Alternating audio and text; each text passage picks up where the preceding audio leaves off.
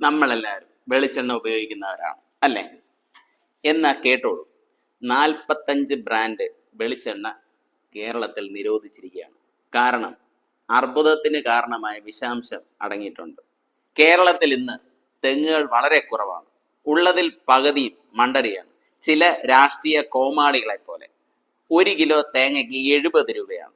8 kilo പച്ച നാളികേരം ഉണക്കുമ്പോൾ 4 kilo കൊപ്ര മാത്രമാണ് നമുക്ക് ലഭിക്കുന്നത്. അതിൽ നിന്ന് 2.5 ലിറ്റർ വെളിച്ചെണ്ണ മാത്രമേ നമുക്ക് ലഭിക്കുകയുള്ളൂ. കേരളത്തിൽ കേര വൃക്ഷങ്ങൾക്ക് മാത്രമായി 3 കോർപ്പറേഷനുകളുണ്ട്. നാളികേര വികസന കോർപ്പറേഷൻ, തെങ്ങ് വികസന കോർപ്പറേഷൻ, തെങ്ങിൻ തൈ വികസന കോർപ്പറേഷൻ.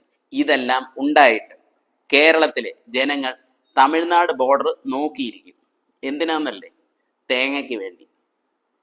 ഇന്നിപ്പോ ഈ കോർപ്പറേഷനുകളെല്ലാം എന്തിനു വേണ്ടിയിട്ടാണ്? പാവങ്ങളുടെ പണം കട്ടുമുടിക്കാൻ മാത്രമാണോ? നിങ്ങൾ ചിന്തിക്കും.